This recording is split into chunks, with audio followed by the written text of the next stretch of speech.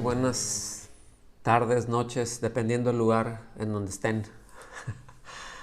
Vamos a entrar a retomar la semana pasada. La tuvimos pues ahí vacía, ¿verdad? Por la cuestión del viaje. Pero bueno, ya estamos retomando esta serie, interpretando las Escrituras.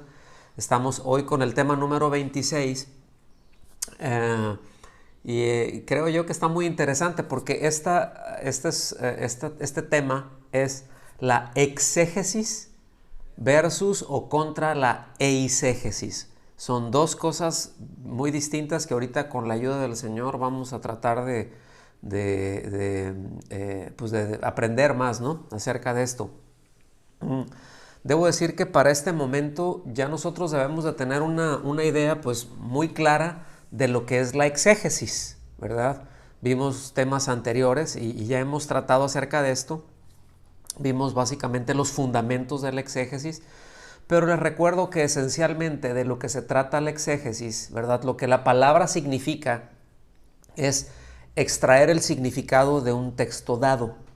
Y eso aplica para cualquier cosa, pero bíblicamente, ¿verdad? Es esto, ¿no? Es extraer el significado de un texto dado. Y vimos también incluso que hay algunos pasajes en la Biblia en donde se menciona esta palabra, ¿verdad? Entonces, la exégesis, bueno, creo que ya hemos visto, es una parte esencial, fundamental en la hermenéutica, es decir, en la interpretación correcta de los textos, y en este caso de los textos bíblicos. En los dos temas anteriores que vimos acerca de los fundamentos de la exégesis, pues evidentemente fue en un nivel básico, ¿no? Tanto hay muchos de estos temas que estamos viendo de hermenéutica, de interpretando las Escrituras en esta serie, en donde no, por cuestiones obvias, no podemos ahondar demasiado, sería muchísimo más tiempo, y requeriría también de nosotros una preparación previa en muchas otras cosas. Pero estamos viendo cosas muy básicas y yo creo que ya para estas alturas tienen un entendimiento mayor, una mayor claridad cuando nosotros nos acercamos a las Escrituras, ¿sí? Para encontrar el sentido que tienen las frases que estamos leyendo, ¿verdad? Ver cuál es todo el panorama, cuál es todo el paisaje que nos dibuja un pasaje, ¿no? Entonces, esto con la ayuda de Dios que veremos hoy, pues nos va a ayudar a complementar y a entender con una mayor claridad la importancia del cuidado que nosotros debemos de tener cuando interpretamos las Escrituras, ¿verdad? El cuidado que debemos de tener cuando leemos la Biblia, ¿verdad? Entendemos perfectamente, yo creo que es muy claro que no todos los pasajes requieren una revisión gramatical así súper exhaustiva, ¿verdad? Así detenerse y hacer los cortes. No es necesario porque son muy obvios, son muy entendibles, entendemos la figura que se está tratando, entendemos perfectamente el sentido. Sin embargo, hay otros pasajes que sí se requiere detenerse en ellos, ¿verdad? Entonces, no se preocupe ahorita con y cuáles son y cómo voy a identificarlos, los va a identificar, ¿sí?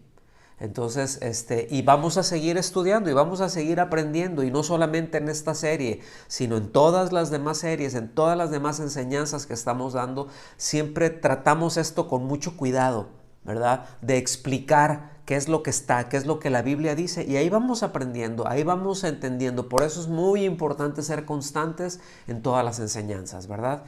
Tanto en esta serie de los miércoles como las del domingo y como todas las reuniones que tengamos. Entonces, la importancia en esto es de que la exégesis nos lleva precisamente, ahí está, a estudiar la forma en la que el autor construyó el mensaje, ¿sí? Ese es el primer punto. Es decir, nos lleva la exégesis a ver en dónde empieza el pasaje, porque les recuerdo que como nosotros conocemos la Biblia, ¿verdad? Los versículos, los capítulos Pues ninguna carta, ningún libro fue escrita así. Ciertamente, algunos libros, ¿verdad? Fueron escritos con una, vamos a decirlo así, con una estructura diferente, con una forma distinta. En algunos, por ejemplo, Isaías mezcla mucho la prosa con el verso, pero eso es otro asunto, ¿no? Entonces, esto precisamente cuando ya vamos un poquito más allá, nos detenemos a ver esto, en dónde empieza, en dónde termina un pasaje, cuál es, perdón, cuál es la estructura que tiene ese pasaje, ¿verdad? Toda la parte gramatical. Entramos cómo se enlazan las distintas partes del texto, si hay palabras o expresiones que se repiten, ¿verdad? Si son sinónimos, cuáles son antónimos, la construcción gramatical, ¿verdad? Que tienen. Entonces, a eso nos lleva precisamente el exégesis. Por eso es algo exhaustivo. Y bueno, gracias a Dios tenemos recursos y vamos a verlos más adelante, no hoy, en la siguiente. Pero yo quiero insistir una vez más, como en cada una de las reuniones, el hecho de que no se abrumen, ¿ok? No se abrumen. Vamos tranquilos, vamos llevándola por donde estamos. Y ahí vamos a seguir aprendiendo, ¿verdad? Todos estos son elementos que suman, que nos ayudan, repito, a tener un acercamiento más correcto a las escrituras y poder entenderlas, poder darles el sentido que tienen. Entonces, también la exégesis, pues nos lleva, ¿verdad?, a entender cómo es decir, este elemento de la comunicación, siempre en este caso, pues estamos hablando de las escrituras, sea verbal o es escrita, ¿verdad? La Biblia, siempre va a tener dos componentes que no se pueden separar, que va a ser la forma, es decir, cómo está presentado, y el contenido, es decir, todo lo que dice, ¿verdad? ¿Qué género literario usó el autor para comunicar el mensaje? Eso, pues nosotros, hace un momentito lo mencioné, que libros, por ejemplo, como el de Isaías, hay partes que está en prosa, hay partes que está en verso, ¿verdad? Que tiene, vemos que el Antiguo Testamento es muy, muy rico en figuras retóricas, debido a que tiene un vocabulario más corto, el hebreo y el arameo, ¿verdad? Que es esencialmente en lo que está escrito el Antiguo Testamento. Y el griego es abundante, es muy abundante en su vocabulario, ¿sí? Las conjugaciones, las derivaciones que tiene, ¿verdad? Cómo se está utilizando un sustantivo y cómo se utiliza el verbo, etcétera. Hay unas variantes impresionantes, ¿verdad? En los tiempos de conjugación, yo les he mencionado que hay tiempos de conjugación en el griego que no existen en otros idiomas, ¿no? Entonces, pues ahora sí que el que está estudiando, pues necesita ubicar eso y entender cuando se está haciendo el exégesis cuál es el tiempo que le corresponde a ese verbo. Ahora, tenemos los recursos y tenemos Biblias, ¿verdad? Tenemos versiones en nuestro idioma que están muy correctas, muy apegadas, ¿verdad? Uno de los eruditos que yo ubico dice que hay un 98%, ¿sí? Entre los textos originales en el griego y el castellano, que hay arriba del 98% de similitud, de precisión. Entonces es un porcentaje altísimo, es muy, muy alto. Entonces tenemos Biblias muy confiables, ¿verdad? Versiones muy confiables en nuestro propio idioma. Entonces tranquilos con eso. Entonces tenemos nosotros que entender que hay una gran diferencia. Pues déjenme darles un pantallazo así muy rápido. Cuando leemos un salmo, a cuando leemos una carta del apóstol Pablo, cuando leemos a Pedro o cuando leemos el Apocalipsis, ¿verdad? Porque son géneros literarios bien distintos, porque tienen una estructura bien diferente, se plantean las cosas diferente. Entonces, cada uno de esto tenemos que entenderlo de esta manera. ¿Está bien? Entonces, es importante cuando estamos frente al texto, cuando nos brinca alguna figura retórica, cuando es literal, ¿verdad que sí? Entonces, pero yo creo que ya ahorita ya vamos más adelante. Vamos a ver una escritura, segunda carta de Pedro, en el capítulo 1, versículos 20 y 21, es muy conocido. No voy a hacer un exégesis del texto, pero vamos a tratar de explicar y que esto nos sirva de una base para esto que nosotros estamos estudiando en este momento. Segunda de Pedro nos dice, en el versículo 20 y 21, pero ante todo, sepan esto, que ninguna profecía de la Escritura es asunto de interpretación personal. ¿Okay? Es decir, yo no puedo decir, es que yo entendí esto, es que para mí quiere decir esto, ¿sí? El Señor me reveló que este pasaje quiere decir esto. Y miren, esto que les estoy diciendo es lamentablemente, pero es sumamente común. ¿Okay? En muchos círculos de la cristiandad y en círculos de los cristianos evangélicos incluso, ¿no? Entonces, no, el Señor me reveló esto, es un pasaje medio complicado, ¿verdad? Y, pues esto es así y esto a mí el Señor me mostró, ¿verdad? Y a mí el Señor me dijo que esto lo que quiere decir es esto. Y ya dices, mira, ya ahí ya violentaste la Escritura, porque dice, ante todo sepan que ninguna profecía de la Escritura es asunto de interpretación personal, pues ninguna profecía fue dada por un acto de voluntad humana, sino que hombres inspirados por el Espíritu Santo hablaron de parte de Dios. O sea, no fue un dictado, no fue algo que Dios dictó, esto ya los he comentado, sin embargo, la siguiente semana voy a ahondar un poquito más en esto.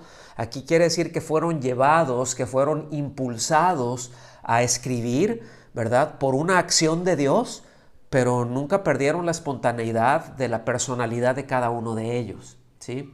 Entonces, esto es muy importante entenderlo. Cuando estamos hablando y que nos dice aquí Pedro, ¿verdad? Acerca de que la profecía de la Escritura, que nada de esto es de asunto de interpretación personal, pues ninguna profecía fue dada jamás por un acto de la voluntad humana, nos queda claro que cuando dice profecía se está refiriendo a una palabra de Dios que se originó en Dios y no en el hombre, ¿sí? Porque también se enseña de esta manera. Bueno, pues es que como la Biblia, debido a una mala exégesis, ¿no?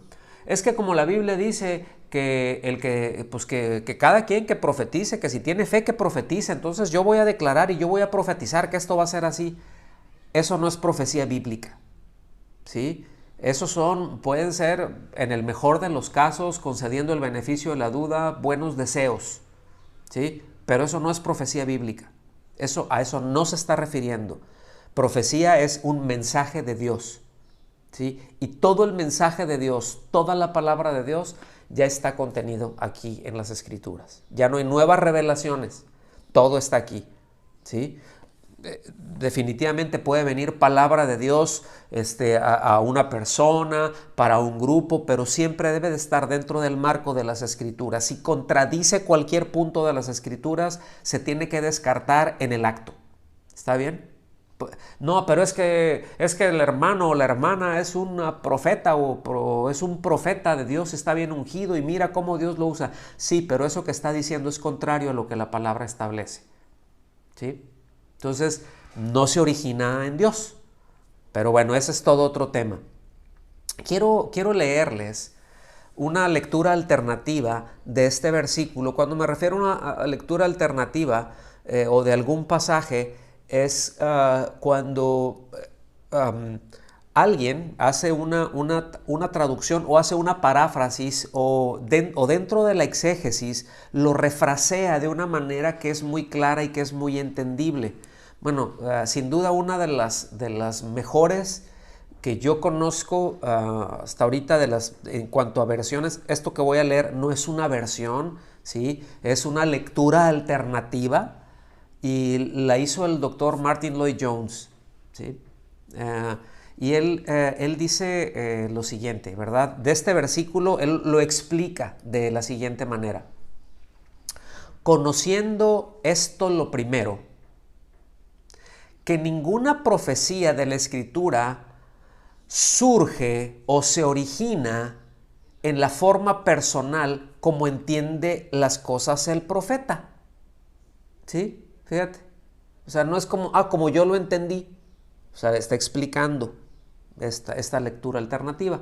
Dice, porque la profecía no vino antaño, es decir, desde antes, por la voluntad del hombre. Es decir, nunca ha venido por la voluntad del hombre la verdadera profecía, sino que los santos hombres de Dios, es decir, los que redactaron la Biblia, los que fueron llevados, los que escribieron, ¿sí?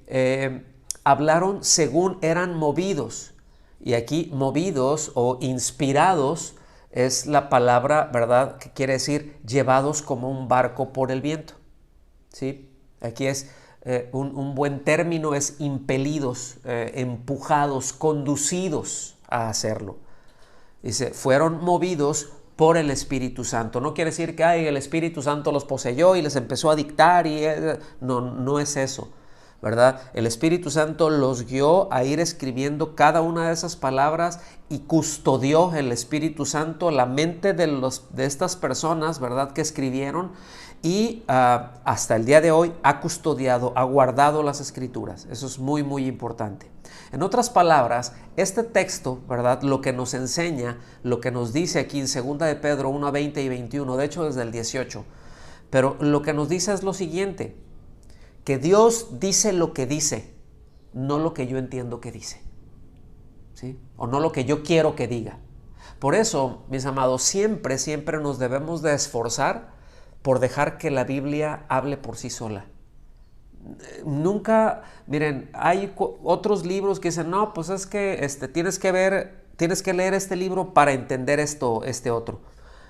La Biblia no es así. La Biblia no necesita ningún decodificador.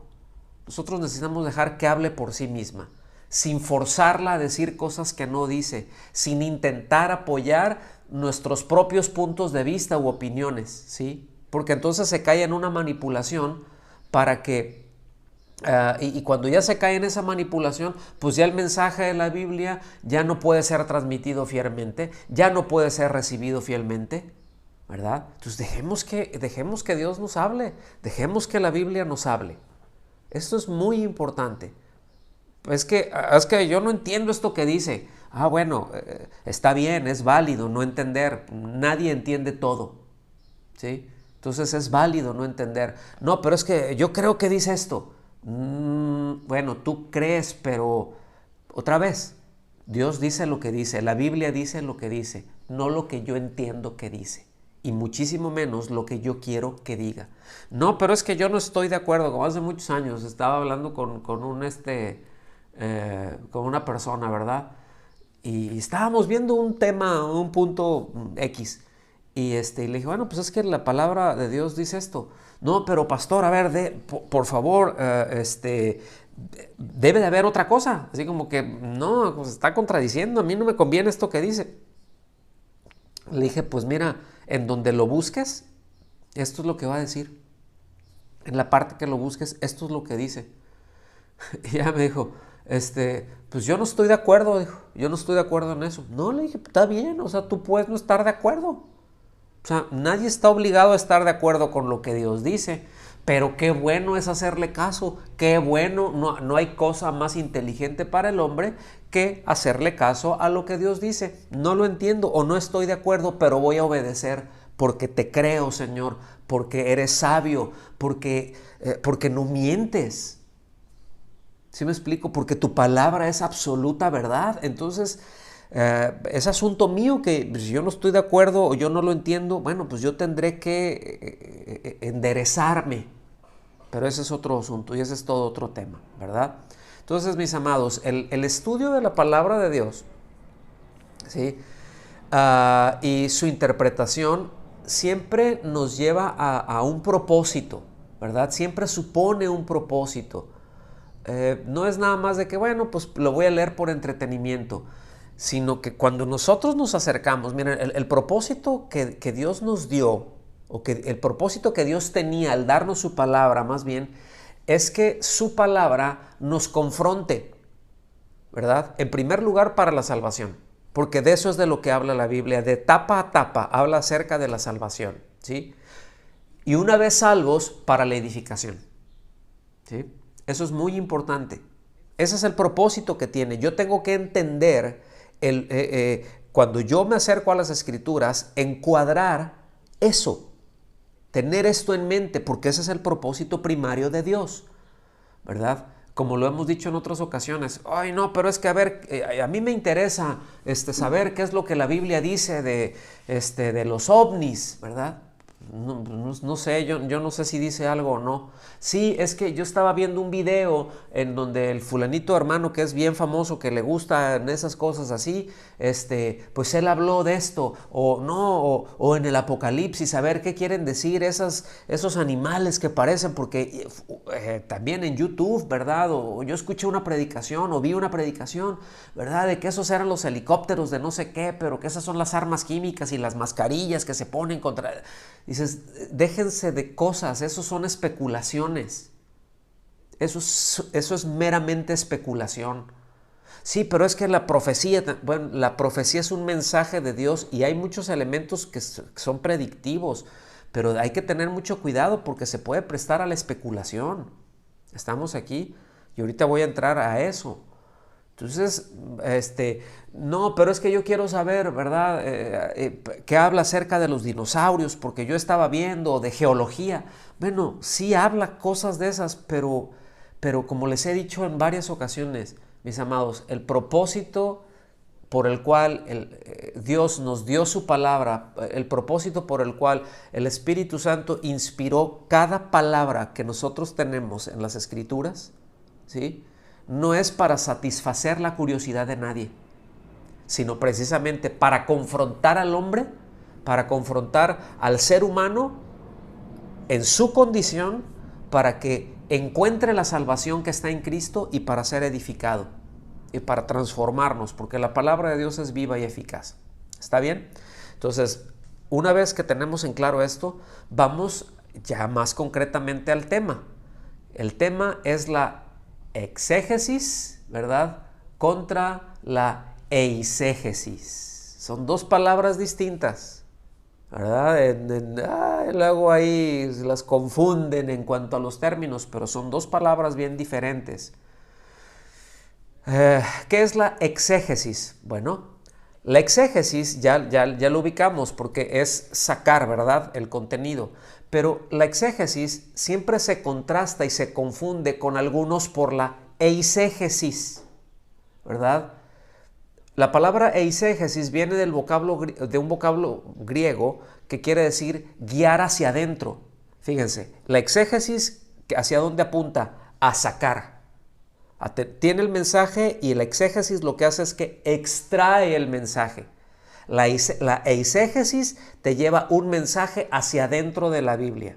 A ver, ¿cómo es eso? Bueno, por eso es que la eisegesis se manifiesta cuando uno le trae al texto sus propios prejuicios, ¿verdad? Mi propia idea, mis propios pensamientos, y se tuerce el mensaje de la Biblia para que diga lo que uno desea.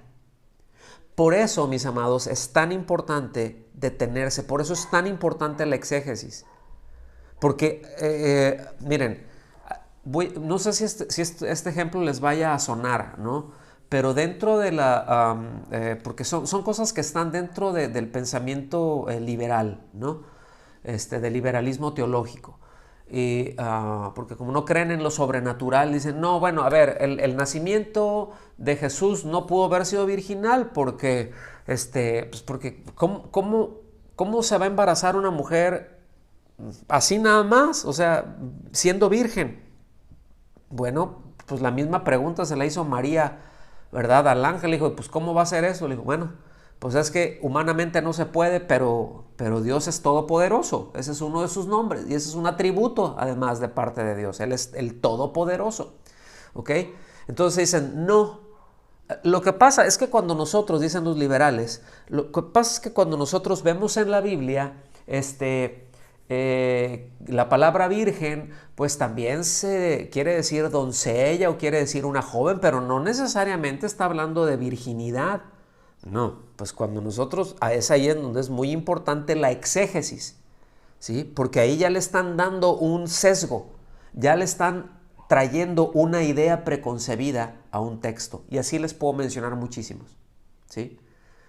Muchos hacen esto. La Iglesia Católica ha hecho esto. Los testigos de Jehová la han tasajeado, ¿verdad? Los mormones, otro tanto. El asunto es de que luego también los cristianos evangélicos hacen sus propias eisegesis de varios pasajes. Entonces debemos de tener mucho cuidado y ahorita van a ver un ejemplo que vamos a poner que les va a sonar no tan desconocido, ¿sí? Entonces, usualmente la eisegesis se produce cuando un intérprete, ¿sí? Cuando alguien que está estudiando pasa por alto alguna regla de interpretación, porque esa regla de interpretación choca con sus ideas. Y ahí está el asunto. Es decir, la hermenéutica consta de reglas, ¿verdad? Ya vimos eso. Vimos reglas fundamentales para interpretar, hemos visto figuras retóricas, hemos visto la importancia y los fundamentos que tiene el exégesis, cómo tenemos que detenernos a revisar la parte gramatical en el castellano, nos dice esto, así, así, asado, ¿verdad? Pero cuando hay quienes lo están viendo y dicen, no, esto no puede decir esto tiene que decir determinada cosa, como por ejemplo hay quienes mencionan, ¿verdad? Dicen, la palabra predestinación. Bueno, a algunos no les gustará la palabra predestinación, pero está en la Biblia. Y sí, correctamente, está en la Biblia. Pero nunca está hablando, predestinación, nunca se trata en la Escritura hacia un inconverso, hacia un incrédulo. Predestinación siempre se refiere a un creyente, ¿verdad? Y predestinación, en el caso, cuando lo menciona ahí en Romanos, por ejemplo, en el capítulo 8, se está refiriendo a lo que Dios puso allá adelante en el horizonte para formar la imagen, ¿verdad?, de su Hijo en cada uno de los creyentes, a los cuales ha adoptado y a los cuales les ha dado su propia vida. ¿Está bien? Vida eterna. Entonces, nunca predestinación, filológicamente, nunca habla de un lado, a uno los predestinó para el cielo y a otro los predestinó para el infierno. Partiendo de una equivocada soberanía de Dios, ¿verdad? De un entendimiento equivocado, ¿verdad? Incompleto con respecto a la soberanía de Dios. Entonces, pues pueden ser muy reformados, ¿verdad? Por eso cuando me dicen, bueno, pero es que fulanito de tal en el concilio de no sé qué se dijo tal, en determinado escrito que sacaron tales y tales, ¿verdad?, eruditos, establecieron tal cosa. Qué bueno que hayan hecho todo eso, qué bueno, todo eso avanza, todo eso, hay una riqueza. Pero a nosotros nos interesa lo que dice la Biblia, mis hermanos, no lo que dice fulano o perengano. A nosotros nos interesa lo que dice la Biblia, lo que dice el texto. Y aquí es el hecho de pasar por alto alguna regla de interpretación es peligrosísima, ¿sí? Porque es una forma errada de estudiar la Biblia. Es una forma en que el que está estudiando trata de introducir en el pasaje bíblico algo que el autor original no dio a entender. ¿Está bien? Es exactamente lo que acabo de decir ahorita. Cuando Pablo, por ejemplo, utiliza la palabra predestinación, nunca quiso decir unos para condenación y otros para salvación. Nunca lo quiso decir. Bueno, pero es que así se entiende. No, así lo entiendes tú, ¿verdad? Y eso es lo que entendieron y de ahí desarrollaron toda una filosofía y de ahí desarrollaron toda una teología, pero no está correcta. Eso no es lo que dice la Biblia. Eso es lo que decimos cuando filológicamente no cabe, es decir, eso por el mismo escrito nunca te dice eso, no te lleva a eso. Entonces es muy importante, ¿verdad?, que tengamos muy en claro esto. Espero no estarlos haciendo un lío. Entonces se debe de tener, mis amados, siempre mucho cuidado con esto, ¿no? Porque la eisegesis puede dar origen a muchas extravagancias doctrinales, a muchas desviaciones, ¿verdad? Y eso genera misticismo, ¿verdad? Y bueno, acaba realmente por dar a luz a errores teológicos, ¿sí? Entonces, tengamos nosotros en cuenta que la eisegesis corresponde a la especulación, es decir, es propia de la especulación. Y la especulación es la principal característica de la filosofía, ¿sí? Ahora, ¿filosofía es buena? Sí. El pensamiento humano, dices, bueno, necesitamos pensar. Y fíjense, como creyentes, yo he hablado esto con 2 o 3, pero necesitamos, realmente la iglesia necesita filósofos cristianos, o sea, filósofos, pero que tengan su fundamento en las escrituras, que su argumentación surja de las escrituras y no de sus propias conclusiones, ¿verdad? Entonces, de repente ahí uno se puede poner, bueno, eso es especulación. Bueno, si las escaleras se barren de arriba para abajo, que esa es mi teología, ¿verdad? Si las escaleras se barren de arriba para abajo, entonces uno debe de tener, y ahí empieza, ¿verdad? Surge, hay una premisa y se desarrolla esa premisa y se llega a una conclusión. Bueno, si nosotros no partimos con una premisa que está estipulada en las escrituras, es muy probable que terminemos en un error, ¿sí? Es muy probable. O sea, siempre el pensamiento del hombre se tiene que alinear al pensamiento de Dios. Por eso en Isaías 55 dice, mis pensamientos son más altos que los de ustedes, pero yo nunca voy a bajar mis pensamientos. Ustedes los tienen que subir, ustedes se tienen que alinear a mí. El Señor jamás se va a alinear a nosotros, porque el Señor siempre anda bien, ¿ok? Y porque toda su palabra es verdad. ¿Estamos claros con esto? Entonces, es decir, se da por una argumentación humana. Este es un problema cuando surge de una argumentación humana que buscan establecer o dar soporte bíblico a sus posturas filosóficas o a sus posturas teológicas, ¿verdad? Y esto es lo que pasa con algunos grupos cristianos, evangélicos, ¿sí? No, es que yo pienso de esta manera y desarrollan un sistema teológico. Ahora, no los voy a criticar, pero sencillamente y qué bueno si lo hacen de una forma, si viven correctamente delante de Dios y hay algunos puntos que no están claros o hay algunos puntos en los que no estamos de acuerdo, hay espacio para no estar de acuerdo con cosas, pero vamos a la Biblia. ¿Sí me explico? Vamos a la Biblia, porque hay teologías que surgen desde, que tienen una muy buena intención, pero que no surgen de la escritura, que surgen como producto de la especulación, ¿sí? Que surgen como producto de una argumentación humana, una postura, sencillamente. ¿Está bien? Entonces, por eso todos esos ismos, luteranismo, calvinismo, todo eso, los ismos son muy malos, porque se centran en esa figura, ¿ok? Entonces algunos, no, es que Lutero dijo, bueno, pues eso es lo que Lutero dijo, es lo que Lutero entendió, es que Calvino era, bueno, pues muchos hablan de Calvino, pero no han leído lo que Calvino hizo, ¿verdad? Se han centrado en lo que muchos que le siguieron desarrollaron y que él nunca dijo, pero bueno, ese es otro asunto.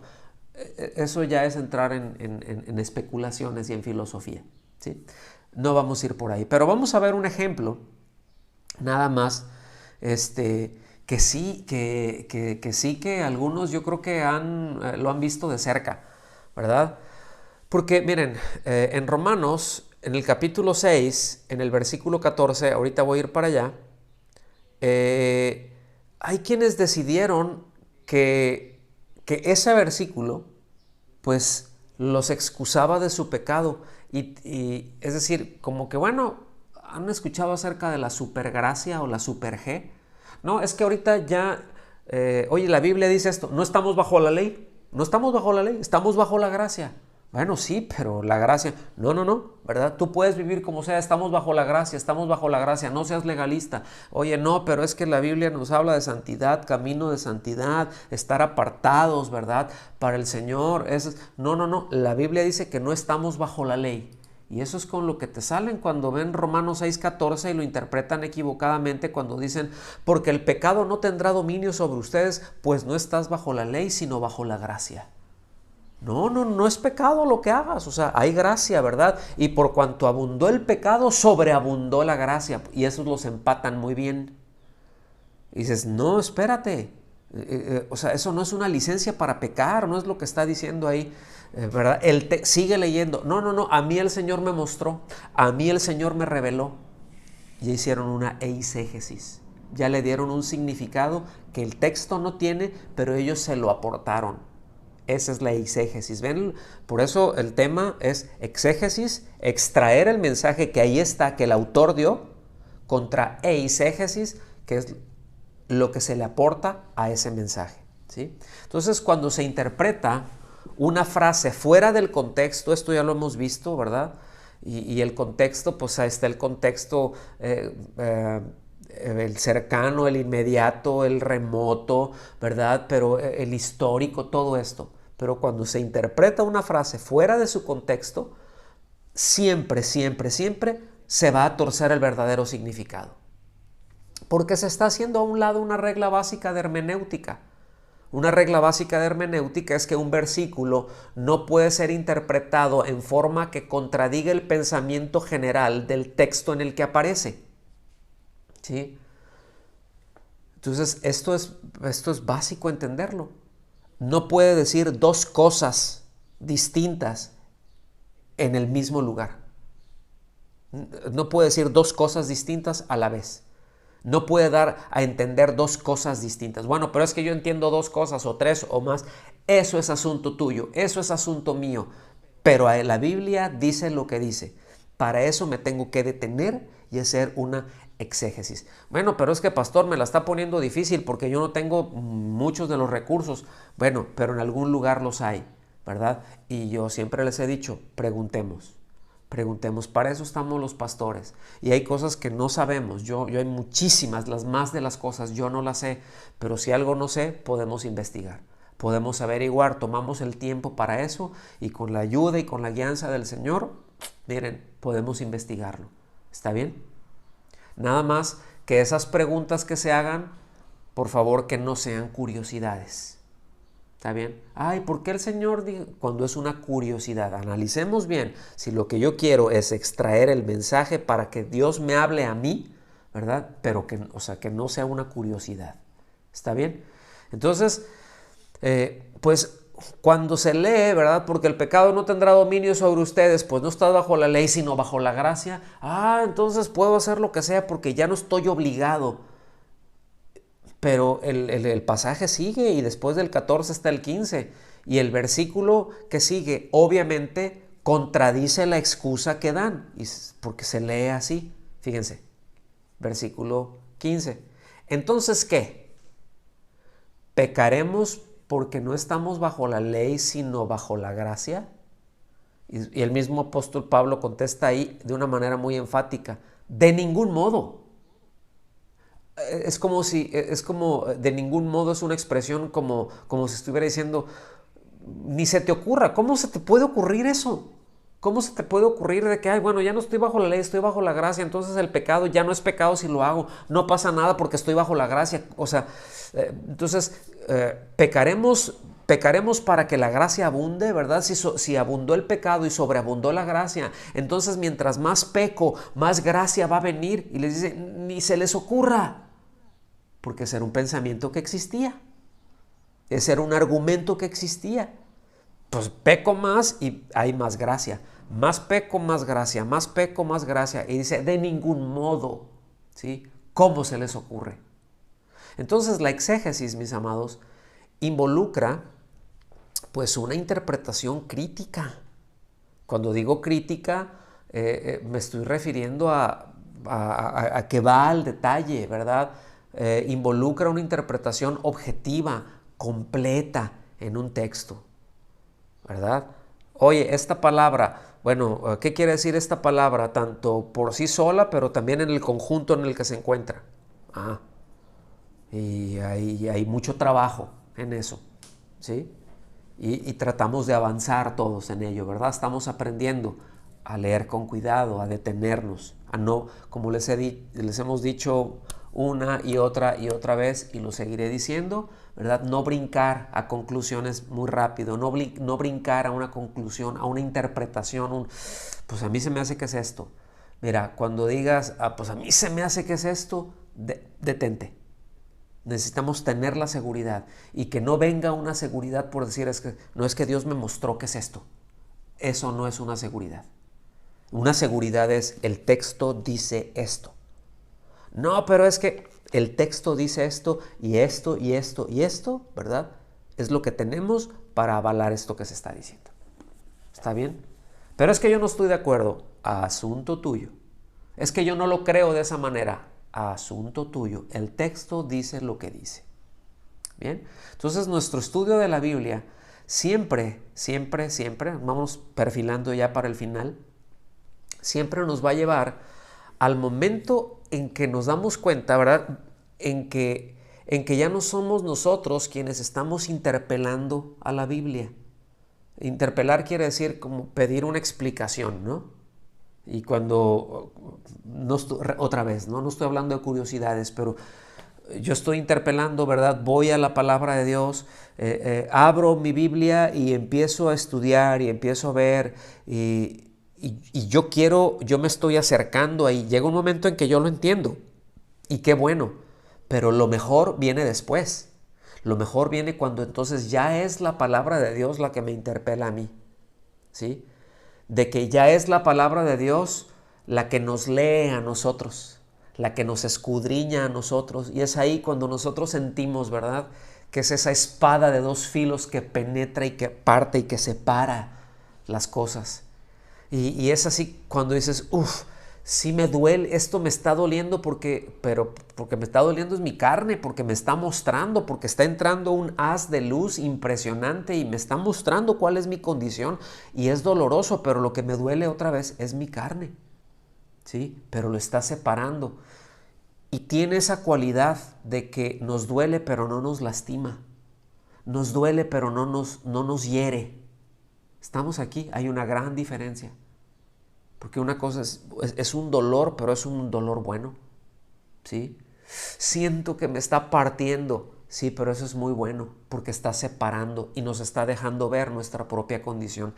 Ese es el punto, mis amados, es que es la palabra de Dios la que ya nos escudriña a nosotros, las que ya nos penetró, ¿sí? Y para eso nos acercamos a la Biblia. Es decir, si yo me acerco a la Biblia y lo veo simplemente como un mero texto, bueno, pues está bien, yo puedo ser un erudito en un idioma y leerla y saber qué es lo que quiere decir y perfectamente y decir, esto la Biblia dice esto y esto y esto y el texto te dice, y yo no creer. Pues, ahora sí que, ¿cuál es el chiste? Porque nos acercamos nosotros para que Dios nos hable, ¿sí o no? Entonces, pero yo tengo que estar muy seguro de qué se trata el asunto. Entonces, ese es el momento en el que llegamos a esa convicción, ¿verdad? De que tal texto, dices, es que parece que lo escribieron para mí. ¿Sí les ha pasado eso? ¿Y quién le dijo al pastor, verdad? ¿Y quién dijo esto? Y es que yo abro mi Biblia y lo estoy leyendo y es que me está hablando a mí. Y viene esa consolación, viene ese abrazo, ¿verdad? Viene ese beso, viene esa ternura. A veces vienen esos azotes que duelen pero no lastiman, ¿verdad? Vienen esos azotes en los que separa nuestro corazón de la necedad, ¿verdad? Esa necedad que está bien agarrada y llega y nos da, ¡ay! La necedad suelta. De eso se trata. Para eso nos acercamos, ¿verdad? Cuando ya su mensaje nos habla en forma directa, ¡qué bendición! ¿Se acuerdan del tema "necesito escuchar a Dios"? ¡Qué bendición! Cuando yo ya voy, digo, oh, ¿lo habrá dicho por mí? Sí, me lo está diciendo a mí. No hay duda de esto. ¿Está bien? ¿Verdad? Cuando ya estoy ahí en la palabra y estoy en oración y el Espíritu Santo ya me está dirigiendo y yo estoy entendiendo lo que dice y ya, ¿verdad? Me empieza a hablar qué pecados tengo por ahí, qué temores tengo, qué pecados hay en mi comunidad, en la sociedad en la que vivo, ¿verdad? Y todo eso lo desenmascara la Biblia. Todo eso lo trae a la luz, ¿verdad? ¿Qué promesas también tiene? ¿Qué esperanzas me está dando, verdad? Este texto, ¿qué promesas en particular está tocando para este momento? Porque luego digo, ay, esto es para mí, ay, es que está entrando en el momento preciso, ¿verdad? Por un lado me está corrigiendo y está separando, pero por el otro me está consolando y me está sanando. Ahí es en donde necesitamos llegar. De eso se trata. Para eso queremos la exégesis. Para eso queremos interpretar la Biblia. No para tener una cabeza de este vuelo.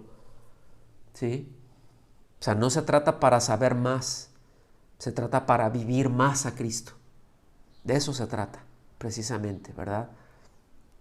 Entonces, vámonos al final. La eisegesis impone un punto de vista propio al texto. O sea, lo impone. Ahí, ¿verdad? Repito, ahí tienes a muchos cristianos evangélicos. Vamos a empezar por nosotros, ¿verdad? Ahí tienes a la Iglesia Católica, ahí tienes a los Testigos de Jehová, ahí tienes a los mormones y ahí tienes a un montón de sectas. En esencia es eso, que le imponen su propio punto de vista al texto, mientras que la exégesis lo que hace es a sacar con claridad la verdad que el texto nos quiere mostrar. ¿Ven qué contrario es? Se parece mucho, pero es muy contrario, ¿verdad? La eisegesis, entonces, y termino con esto, es la práctica de tomar la escritura y buscar que la escritura diga lo que el intérprete piensa. Y cuando esto ocurre, entonces impida que el texto me hable con la autoridad que tiene. O sea, la palabra de Dios es autoritativa. No es autoritaria, es autoritativa. ¿Qué quiere decir esto? Que tiene toda la autoridad para decir lo que dice. Y cuando Dios demanda algo, tiene toda la autoridad para demandarlo. Porque es Dios. ¿Sí? Porque Él está por encima, porque Él es bueno, porque Él es amoroso, porque Él es absolutamente santo. No hay doblez en Él. Por todo lo que Dios es. Su palabra es autoritativa. Entonces nosotros necesitamos siempre, cuando nos acercamos, tener mucho cuidado de no agregarle un significado a eso. ¿Está bien? Eso es eisegesis, es absolutamente contraria a la exégesis, que es, otra vez, sacar el mensaje. Entonces, amados, con esto terminamos el mensaje o la clase del día de hoy. Muchas gracias por poner atención a lo largo de estos 50 minutos de clase, ¿verdad? Son ustedes muy aplicados. Muchas gracias, que Dios los bendiga.